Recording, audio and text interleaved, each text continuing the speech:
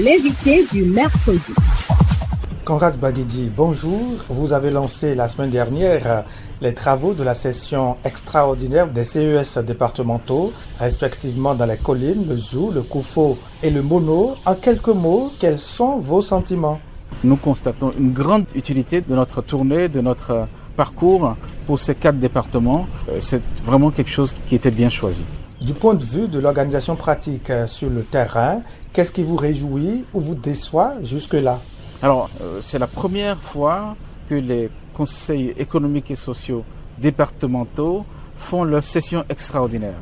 Bien entendu, il fallait l'organiser, il fallait le structurer, il fallait du contenu riche, il fallait également que ce travail puisse servir au national à terme.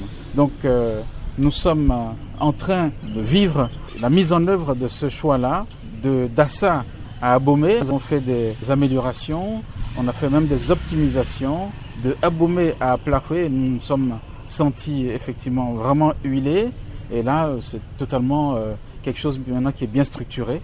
Et nous pouvons considérer désormais que les sessions au niveau départemental vont vraiment bien se dérouler à chaque fois que cela sera planifié. On a remarqué qu'il s'agit d'une session qui démarre à chaque fois par une communication sur une thématique. C'est d'ailleurs la préconisation forte qui est sortie des résolutions du 30 mai dernier lors du séminaire tripartite entre le Conseil économique et social, le gouvernement et l'Assemblée nationale. C'est quoi l'idée en réalité? L'idée, c'est que dans les départements, à chaque démarrage de session, qu'il y ait une conférence en début de session, et cette fois-ci, elle a porté sur la loi que nous avons choisie au niveau national de pouvoir expliquer aux populations, la loi sur la chefferie traditionnelle et les aires culturelles du Bénin. Et donc, on a pensé que c'était vraiment une très bonne chose. Mettre en œuvre des résolutions entre le vendredi et lundi, il fallait le faire, mais en même temps, s'assurer que c'était quelque chose qui réellement apportait sur le terrain une satisfaction. Pourquoi justement cette loi sur la chefferie traditionnelle et pas d'autres? C'est un choix qui nous paraissait contextuel et d'actualité. La prochaine fois, il s'agira peut-être d'une autre loi et ça sera comme ça, ainsi de suite. Et l'étape que nous avons faite, c'est une étape préliminaire.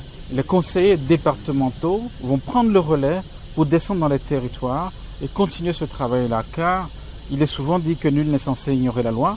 Encore faut-il que les personnes, selon leurs conditions sociales et leur position géographique, puissent avoir accès à la loi pour la connaître.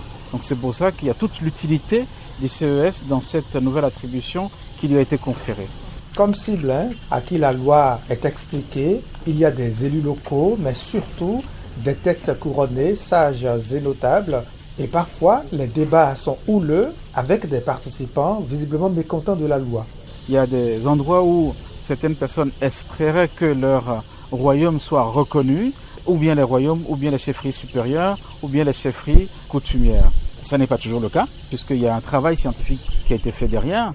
Ce qu'on peut constater, et c'est ça qui est très intéressant, c'est que des personnes s'expriment parfois avec beaucoup de véhémence pour s'étonner du fait que leur royaume ne soit pas pris en compte, et après explication, se rendre compte qu'en fait, en fin de compte, il n'y a pas beaucoup de passion à développer davantage parce que les choses sont claires, et acceptent aussi que s'il était avéré que des preuves soient trouvées, ultérieurement, ils pourraient donc saisir les instances nécessaires. Vous voulez donc dire que ce qui démarre parfois sous la forme de duels avec des mots forts, comme ce qu'on a eu à Dassa-Zoumé, se termine finalement en dialogue?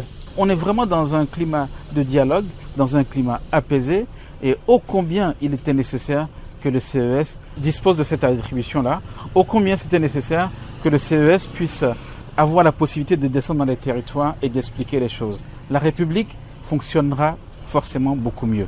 Nous allons finir, M. Baguidi, par un rappel des départements déjà parcourus et ceux qui attendent d'être parcourus pour le compte, je le précise, de cette tournée de lancement de la première session extraordinaire des CES départementaux. Nous avons fini pendant une première semaine le département des collines, celui du Zou, celui du Koufo et le Mono. Cette fois-ci, maintenant, l'Atlantique, littoral, Abomey et Plateau. La semaine prochaine, ce sera le tour de la Takora, la Donga, la Liborie et le Borgou. Conrad Baguidi, merci beaucoup. Je vous remercie. L'invité du mercredi.